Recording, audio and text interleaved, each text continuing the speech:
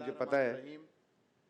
سیدنا علی رضی اللہ تعالیٰ عنہ کی شان اور آپ کے کمالات اور آپ کے جمال، آپ کی شخصیت کے گوناگو پہلو ہیں جن پہلوؤں کا احاطہ اس چھوٹی سی نشست سے ممکن نہیں ہے. اور عمیر محمود صدیقی صاحب ڈاکٹر صاحب بھی جو ہے وہ ایک یعنی یہ بھی ایک جز ہے جو لے کر آئے اور اس میں سے بھی تلخیص پیش کر سکے ہیں. گزارش یہ ہے کہ ابھی بھی جو انجینئر صاحب اور ہمارے پیر صاحب کی حوالے سے جو بھی گفتگو چل رہی تھی، دیکھیے حضرت سیدنا علی المرتضیٰ رضی اللہ تعالیٰ عنہ شجاعت میں، دلیری میں، بہادری میں ان کا کوئی ثانی نہیں تھا. بے شک فضائل جتنے ان کے بیان کیے گئے ہیں کسی کے بیان نہیں کیے گئے. لیکن جب صدیق اکبر رضی اللہ تعالیٰ عنہ کی خلافت قائم ہوئی تو ہر نماز حضرت علی المرتضیٰ نے با جماعت حضرت صدیق اکبر کے پیچھے ادا کی ہے. اللہ اکبر. دو قول ملتے ہیں، ایک یہ کہ آپ نے فوراً بیعت کر لی تھی، ایک یہ کہ 6 ماہ کے بعد بیعت کی. بعض کہتے ہیں 6 ماہ بعد جو کی وہ تجدید کی. میرا نقطہ یہ ہے کہ اگر حضرت علی رضی اللہ تعالیٰ عنہ کو حضرت صدیق اکبر کی امامت، خلافت، قیادت، سیادت پر اعتراض ہوتا تو علی جو حیدر کرار ہیں، جو شجاعت کے عظیم پہاڑ ہیں، جنہیں اس دن کوئی ڈر محسوس نہیں ہوا تھا جس دن اللہ کے حبیب نے کہا تھا علی میرے بستر پر سو جاؤ، تکیے کے نیچے امانتیں رکھی ہیں، گھر کے چاروں طرف دشمنوں کا پہرا ہے اور ہر قبیلے کا ایک جوان رانا تلوار ہاتھ میں لیے کھڑا ہے کہ جیسے ہی باہر آئیں گے ہم کام تمام کریں گے تاکہ بدلہ نہ لیا جا سکے، بنو ہاشم بدلہ نہ لے سکیں، کس سے لڑیں گے. بعد میں لوگوں نے کہا علی اس رات نیند تو نہیں آئی ہوگی. فرمایا اسی رات تو نیند آئی تھی. اللہ. اسی رات تو سکون ملا تھا. وہی ایک رات تو تھی جو میں آرام سے سویا تھا. کہا کیسے نیند آ گئی؟ کہا اس لیے کہ حضور نے فرمایا تھا علی امانتیں دشمنوں کے حوالے کر کے مدینہ لوٹ چلے آنا، نبی کے بستر پہ مدینہ چلے آنا. تو اب یہ یقین تھا کہ نبی نے کہہ دیا ہے مدینہ آنا ہے تو مدینہ پہنچنے تک کوئی دنیا کی طاقت روک نہیں سکتی. اصل میں ہوتا یہ ہے نا کہ باتیں، کچھ روایتیں ایسے پہنچ رہی ہوتی ہیں. اب اگر ہم اور بھی روایتیں پڑھتے ہیں تو اس میں ہمیں یہ بھی ملتا ہے کہ ان تینوں کی دوستی بھی بہت تھی، مذاق بھی کیا کرتے تھے آپس میں، بے تحاشا دوستی تھی. حضرت عمر فاروق رضی اللہ تعالیٰ عنہ فرماتے تھے کہ علی نہ ہوتے تو میرے مسائل کون حل کرتا. کبھی کبھی جب پھنس جاتے فقہی مسائل میں اور قضاء کے امور پہ تو حضرت علی ہی تو ان کی مشکل کشائی فرماتے. تو یہ تو آپس میں ایک دوسرے کے مشیر تھے. جب کوفہ والوں نے پوچھا تھا نا کہ ابو بکر صدیق کی اور عمر فاروق کی، عثمان غنی کے خلافت میں یہ کارنامے ہوئے، آپ کے دور حکومت میں تو یہ آپس میں خانہ جنگیں چلتی رہیں، ایسا کیوں ہوا؟ یعنی نعوذ باللہ آپ ان کی تاخیر اور اہانت کا کوئی پہلو نکالنا. حضرت علی رضی اللہ عنہ دندان شکن جواب دیا، فرمایا ان کے مشیر ہم تھے، ہمارے مشیر تم ہو. ان کے مشیر ہم تھے. اور مجھ سے کسی نے کل پوچھا کہ حضرت نبی کریم صلی اللہ علیہ وسلم کے بعد جو خلفائے ثلاثہ تھے ان میں سے کسی نے حضرت علی کو کوفہ کا گورنر کیوں نہیں بنایا، کسی اور علاقے کا گورنر کیوں نہیں بنایا؟ میں نے کہا وہ اتنے عزیز تھے انہیں کہ انہیں اپنے پاس سے جدا کرنے ہی نہ دیا.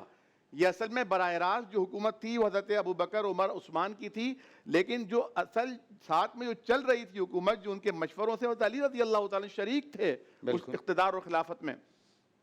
دوسری گزارش یہ ہے کہ جب نبی کریم صلی اللہ علیہ وسلم ایک دن اپنے حضرت فاطمہ کے گھر گئے اور دیکھا تو علی موجود نہیں تھے. پوچھا کہاں ہیں؟ تو کہا کچھ بات چیت چل رہی تھی، لگتا ہے خفا ہو کر گئے ہیں. آپ تشریف لائے تو مسجد تھی اور مسجد میں حضرت علی لیٹے ہوئے تھے اور زمین پہ اس طرح لیٹے ہوئے تھے آپ کے پہلو سے آپ کی چادر سرک گئی تھی اور کچھ مٹی آپ کے پہلوؤں پہ لگ گئی تھی. حضور کریم نے ان کی تربیت کی ہے، انہیں اپنے گود میں لے کر تحنیک فرمائی ہے. روایات میں آتا ہے آپ نے پہلا چہرہ ہی حضور کا دیکھ کر آنکھ کھولی تھی. آپ کے گھر میں پرورش ہوئی ہے لیکن حضور کا انداز دیکھیں شفقت کا. آپ ان کے پہلو سے مٹی ہٹا رہے ہیں اور کہہ رہے ہیں قم یا ابا تراب، قم یا ابا تراب، قم یا ابا تراب. اے مٹی والے، اے مٹی کے باپ، اے مٹی کے مالک، کھڑے ہو جاؤ.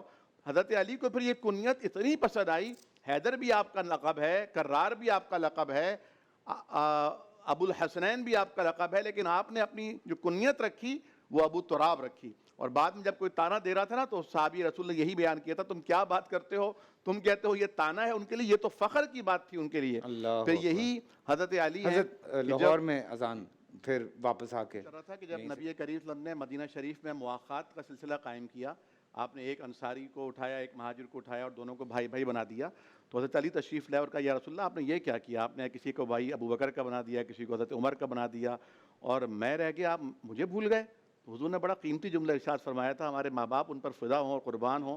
آپ نے فرمایا کہ علی کیا تمہارے لیے یہ پسندیدہ بات نہیں ہے کہ میں تمہارا بھائی ہوں؟ اللہ تم اکبر. دنیا میں بھی میرے بھائی ہو اور آخرت میں بھی میرے بھائی ہو.